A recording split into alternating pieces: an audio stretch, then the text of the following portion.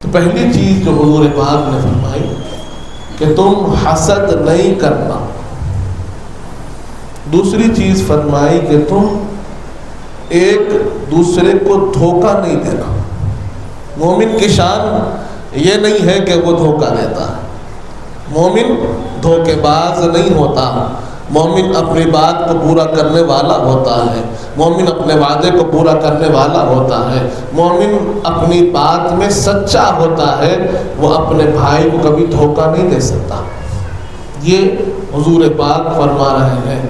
لیکن آج ہم جب دنیا میں نگاہ اٹھا کر دیکھتے ہیں, اپنے اطراف و اکناف میں جب ہم تھوڑا سا غور کرتے ہیں تو کیا پا رہے ہیں؟ ہم پا رہے ہیں کہ آج تکلیف دینے والے کون ہیں؟ اپنے ہی بھائی ہیں. آج بھائی کو دھوکہ دینے والے کون ہیں؟ اپنے ہی بھائی ہیں. آج مال غصب کرنے والے کون ہیں؟ اپنے ہی بھائی ہیں. کہ آج ایک معاملہ طے پا رہا ہے. آج ہم معاملے کو طے کر رہے ہیں اور اس معاملے کو پورا نہیں کر رہے ہیں. ایک ٹائم لائن ہم خود دیتے ہیں اور اس ٹائم لائن کو پورا نہیں کر رہے ہیں. یہ ایک قسم کا دھوکہ ہی ہے. ایک گفتگو ہوتی ہے, ایک معاملہ طے ہوتا ہے, کچھ شرائط پر معاملے طے ہوتے ہیں لیکن وہ شرائط مکمل نہیں ہوتے. برادران عزیز, تو یہ دھوکے ہماری زندگی میں عام ہو گئے.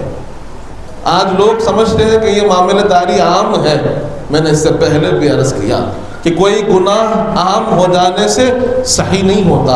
گناہ گناہ ہی رہتا ہے. اگر سب کر رہے ہیں تب بھی گناہ ہے. سب کے دل میں حسد ہے تب بھی گناہ ہے. سب کے دل میں نفرت ہے تب بھی گناہ ہے. اگر ایک دوسرے کو دھوکہ دینا عام ہو گیا تب بھی گناہ ہے. آپ اس کو کرنا صحیح نہیں سمجھ سکتے. حضور پاک واضح طور پر فرماتے ہیں ایک دوسرے سے حسد نہیں کرنا. دوسری چیز فرمایا ایک دوسرے کو دھوکہ نہیں دینا. اور تیسری چیز فرمایا کہ ایک دوسرے سے بغض نہیں رکھنا, کینہ نہیں رکھنا, دل میں نفرت و دشمنی نہیں رکھنا. برادران عزیز, آج ہم دیکھ رہے ہیں غیر تو غیر ہے, اسلامی بھائی تو اسلامی بھائی ہے. دین کا جو رشتہ ہے وہ تو اپنی جگہ مقرر ہے, لیکن وہ رشتے جہاں پر دین کا بھی معاملہ ہے, خون کا بھی معاملہ ہے, کہ ایک اپنا سگا بھائی ہے, اس سے خون کا بھی رشتہ ہے, دین کا بھی رشتہ ہے, ہر ایک رشتہ اس کے ساتھ جڑا ہوا ہے. لیکن دیکھ کیا رہے ہیں کہ بھائی بھائی کے دل میں ایک دوسرے کے لیے بغض ہے, بھائی بھائی کے دل میں ایک دوسرے کے لیے نفرت ہے, بھائی بھائی کے دل میں ایک دوسرے کے لیے عداوت ہے. برادران عزیز, ہم دیکھ رہے ہیں اپنے گھر میں بہنوں کو دیکھ رہے ہیں کہ بھائی بھائی کے دل میں ہے, ادھر بہن بہن کے دل میں نظر آ رہا ہے, ماں بیٹی کے دل میں نظر آ رہا ہے, ساس بہو کے دل میں نظر آ رہا ہے. اگر آپ کو یہ بات کو سمجھنا ہوگا کہ مومن کی یہ شان نہیں ہے کہ وہ ایک دوسرے سے بغض رکھتے ہیں. بغض رکھنا یہ منافقوں کی علامت ہے. بغض رکھنا یہ منافقین کی علامت ہے کہ زبان پر کچھ ہوتے ہیں, دل میں کچھ ہوتا ہے. زبان پر تو اچھائی ہے, سچائی کی باتیں ہیں, نرمی کی باتیں ہیں, اخلاق کی باتیں ہیں, لیکن یہاں پلٹتے ہی آپ کے دل کی کیفیت ظاہر ہوتی ہے. زبان بدل جاتی ہے, انداز بدل جاتا ہے, گفتگو بدل جاتی ہے. جو بچے جس بندے سے آپ اخلاق سے بات کر رہے تھے اسی کے لیے برا بھلا کہنا شروع کر دیتے ہیں. یہ آپ کے بغض کی علامت ہے کہ دل میں کچھ اور ہے, زبان پہ کچھ اور ہے. برادران عزیز, یہاں پر حضور پاک نے جو لفظ استعمال فرمایا کہ تم بغض نہیں رکھنا, یہ بغض جو ہے یہ سب سے ابتدائی درجہ ہے کہ ابھی یہ جو نیگیٹو تھاٹ ہے یہ دل ہی میں ہے. دل میں ہی آپ نے اس کو ابھی پیدا کیا, ابھی دل ہی میں پل رہا ہے. نہ زبان سے ادا کیا, نہ اپنے ایکشن سے ادا کیا. بس دل میں جب خرابی پیدا ہوتی ہے کسی کے تعلق سے تو اللہ فرما رہا ہے کہ تم یہ بھی نہیں کرنا. حضور پاک فرما رہے ہیں کہ تم بغض بھی نہیں رکھنا. بغض یہ دل کی کیفیت ہے, ابھی ظاہر نہیں ہوئی, ابھی آپ نے زبان سے کچھ نہیں کیا, دل میں بھی اگر رکھتے ہیں تو نہیں رکھنا چاہیے. برادران عزیز, اب کسی کو یہ خیال آ جائے کہ سامنے والا میرے ساتھ برائی کر رہا ہے, سامنے والا میرے ساتھ خرابی ہی کر رہا ہے، سامنے والا میرے ساتھ اچھائی سے نہیں رہتا، تو کیا میرے دل میں اس کے لیے بغض نہیں ہوگا؟ کیا میرے دل میں اس کے لیے نفرت نہیں ہوگی؟ تو برادران عزیز، یہاں ایک بات آپ کو سوچنی چاہیے کہ اللہ کا حکم یہ ہے کہ اگر تم کسی کو برا جاننا چاہتے ہو تو وہ اپنے تعلق سے نہیں، رب کے تعلق کو دیکھنا ہوگا کہ وہ رب کی نگاہ میں کیسا ہے، اللہ کے معاملات میں کیسا ہے، اللہ کے احکام میں کیسا ہے۔ ہاں آپ سے شاید پرسنل تھوڑی سی اس کو گرج ہوگا، پرسنل آپ سے کوئی اس کو تعلق میں دوری ہوگی، لیکن اگر وہ اللہ کے احکام میں ٹھیک ہے تو آپ کو چاہیے کہ اس کے لیے اور اپنے لیے دعا کریں، اللہ سے یہ عرض کریں کہ پروردگار ہمارے دلوں کو صاف فرما دے، ہمارے معاملات کو ٹھیک فرما دے، اور جو مجھ سے دور ہو رہا ہے تو اس کو قریب کر دے، ہمارے دلوں میں رحم عطا فرما۔ اور اگر اس کا معاملہ یہ ہے کہ وہ سرکش ہے، ظالم ہے، بدمعاش ہے، گناہ گار ہے، اور گناہ ایسے جو فاسق کے درجے پر پہنچے ہوئے ہیں کہ کھلے عام گناہ کر رہا ہے، ہاں تو پھر اس سے دوری اختیار کرنے کی آپ کو اجازت ہے کہ جو اللہ کا کھلا نافرمان ہے، اللہ کے حکم کی کھلی نافرمانی کر رہا ہے، تو اس سے آپ کو دور رہنے کی اجازت ہے کہ آپ اس سے دور رہیں اور اچھوں کی صحبت پہ اختیار کریں، اللہ والوں کی صحبت پہ اختیار کریں، جو اللہ کا ذکر کرنے والے ہیں ان ذکر کرنے والوں کی صحبت پہ اختیار کریں، تاکہ آپ برائیوں سے اور گناہوں سے بچتے رہیں، لیکن اپنے دل کو صاف رکھیں۔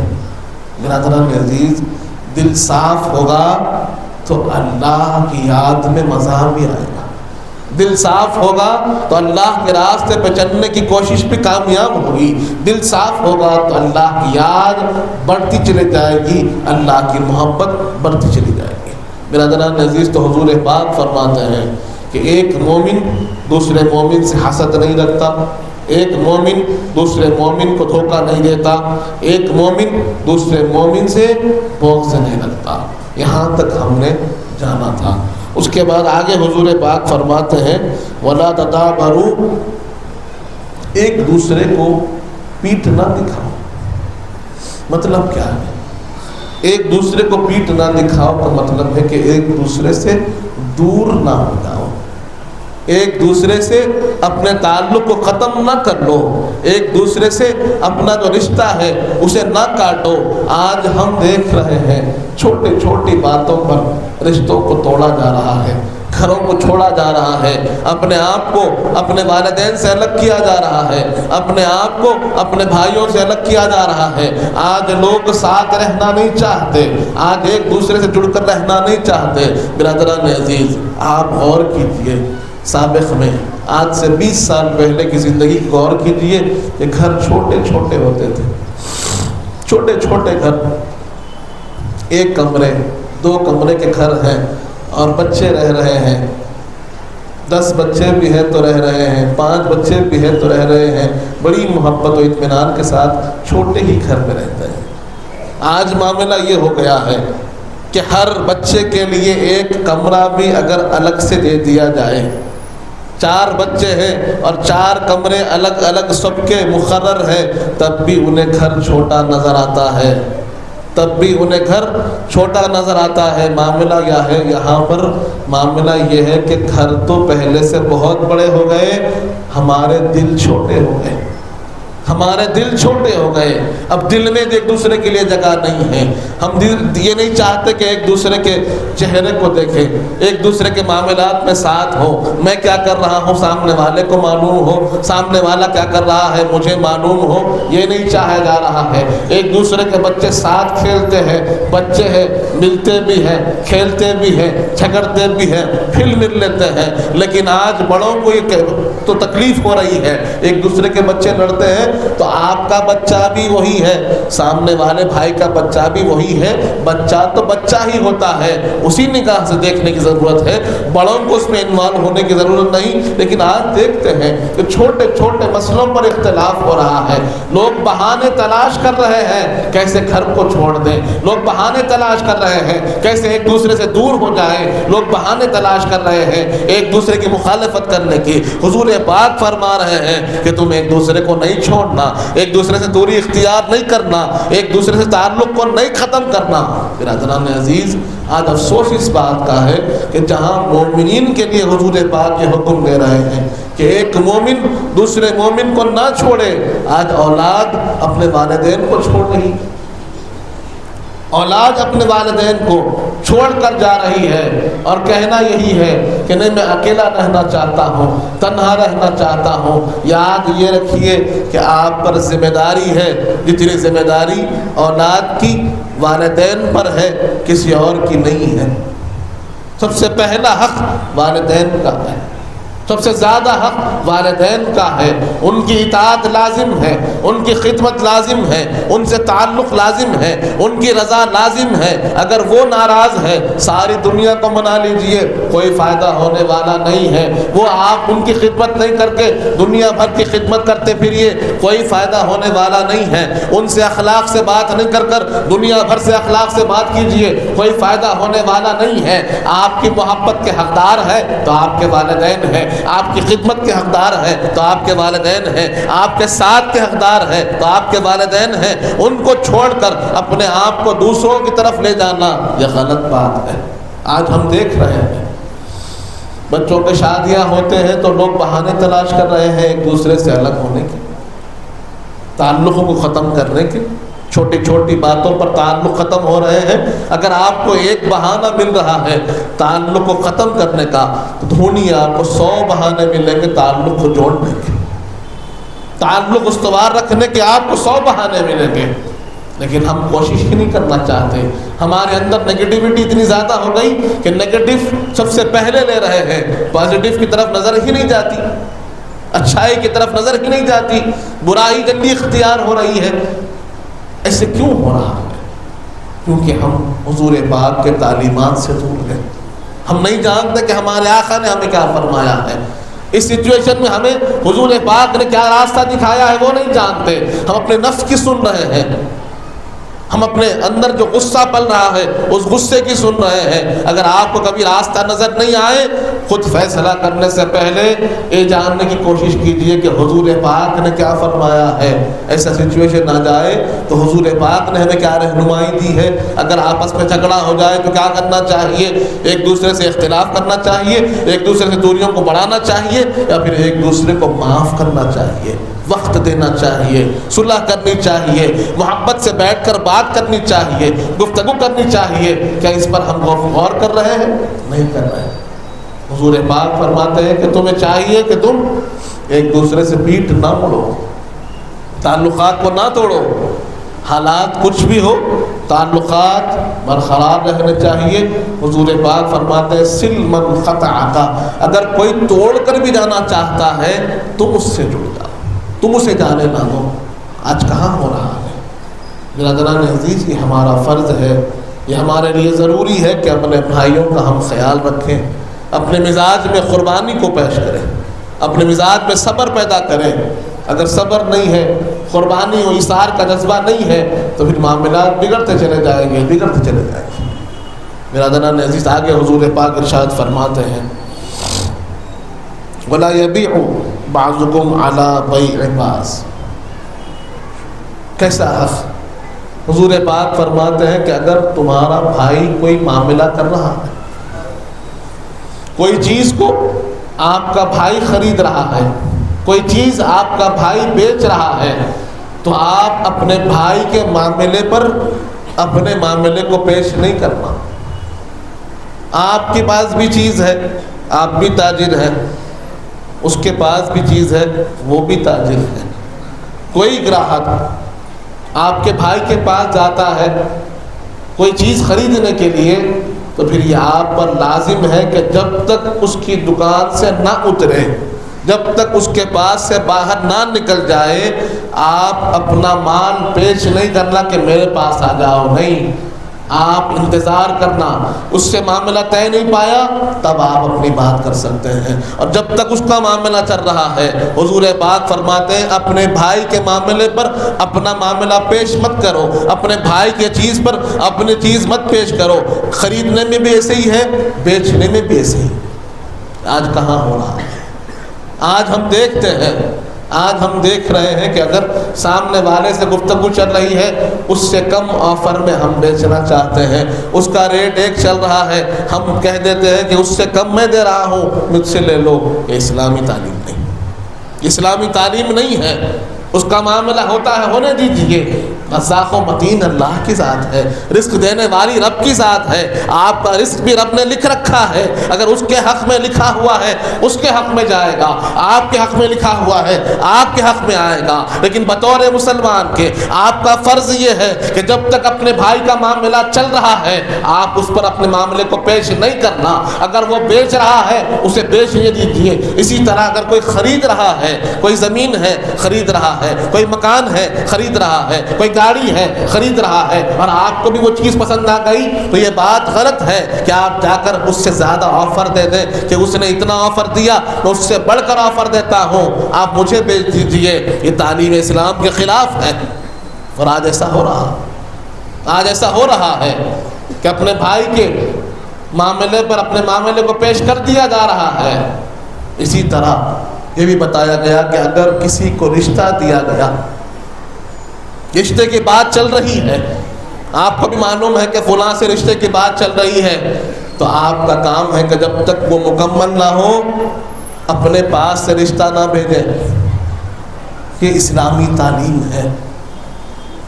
ایک دوسرے کا حق حضور پاک نے یوں بتایا ہے، لیکن آج معاملہ داری ہو، خرید ہو یا فروخت ہو، ہم دیکھ رہے ہیں، اپنے بھائیوں کو ہم دیکھ رہے ہیں کہ انہوں نے بچوں کو مقرر کر دیا ہے کہ بازو والی دکان سے کھینچ کر یہاں لے کر آؤ۔ یہ طریقہ نہیں ہے۔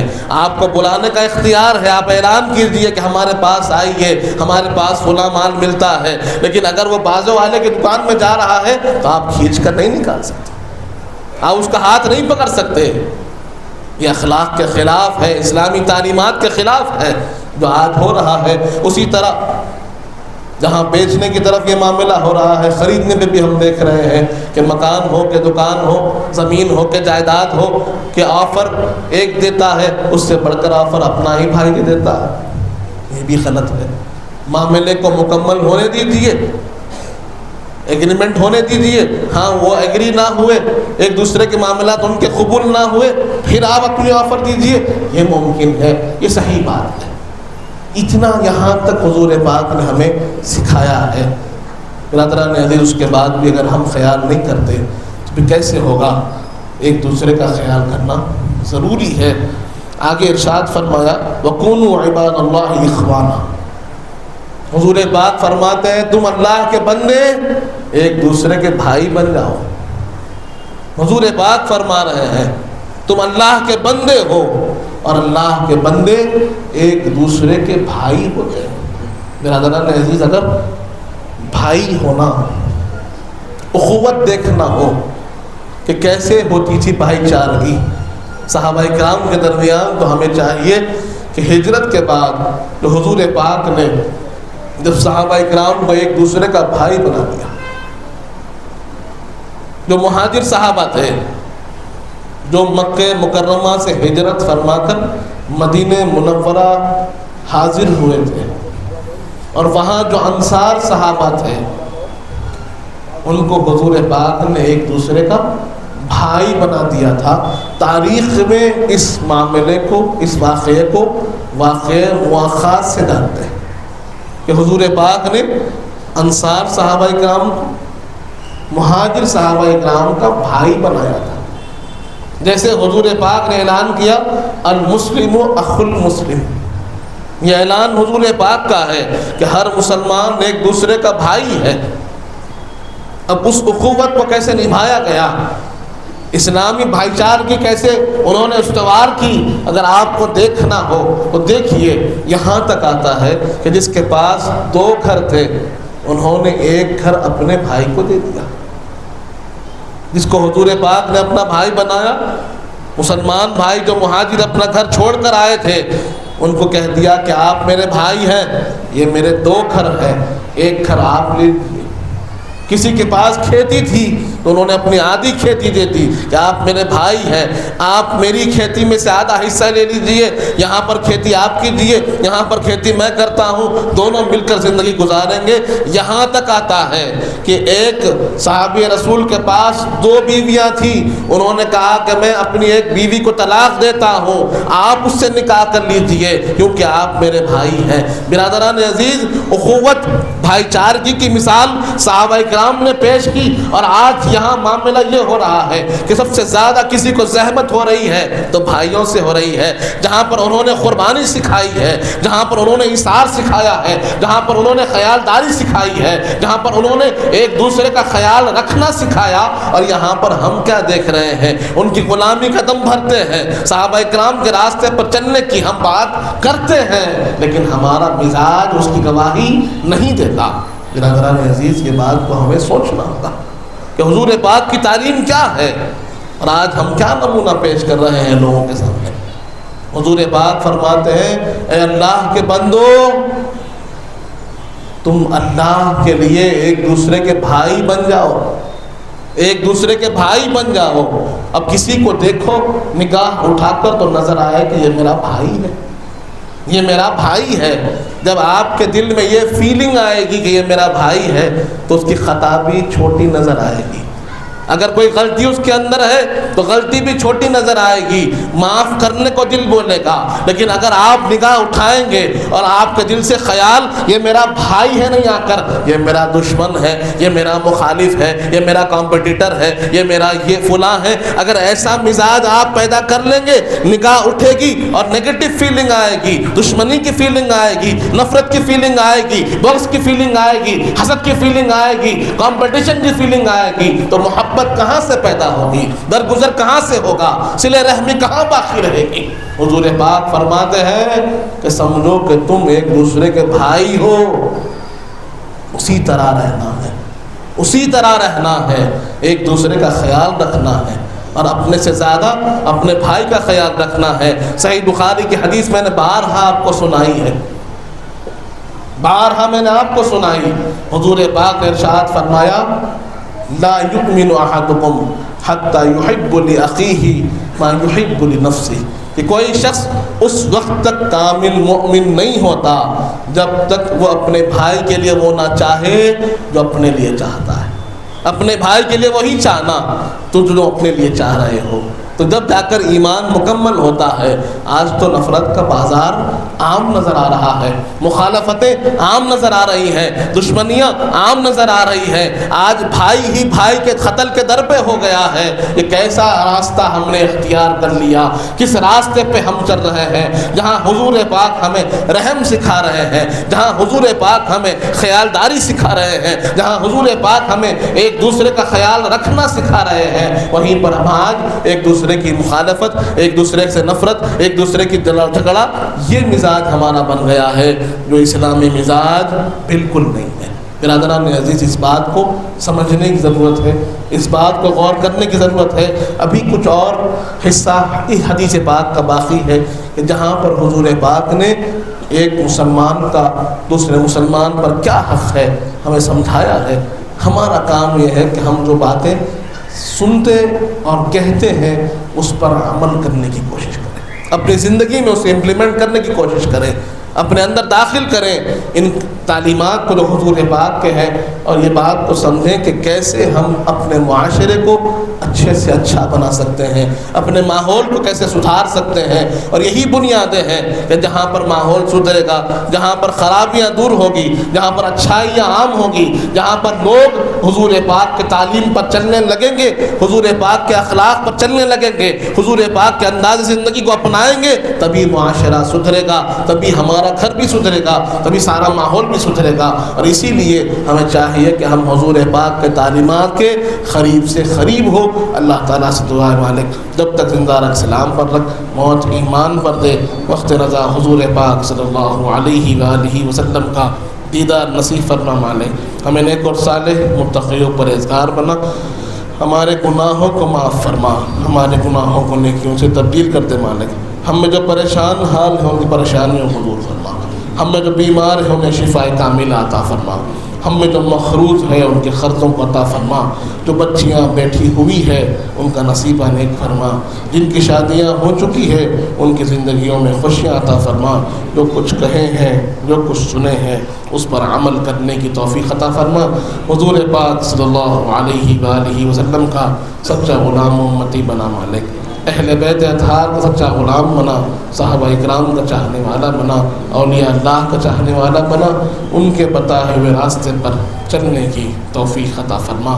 وصلی اللہ تعالی علی خیر خلقہ سیدنا محمد وعلی آلہ وصحبہ وسلم، والحمد للہ رب العالمین۔ سرکار آپ کا محتاج کرم ہے، نسبت کی قسم ہے، نسبت کی قسم ہے۔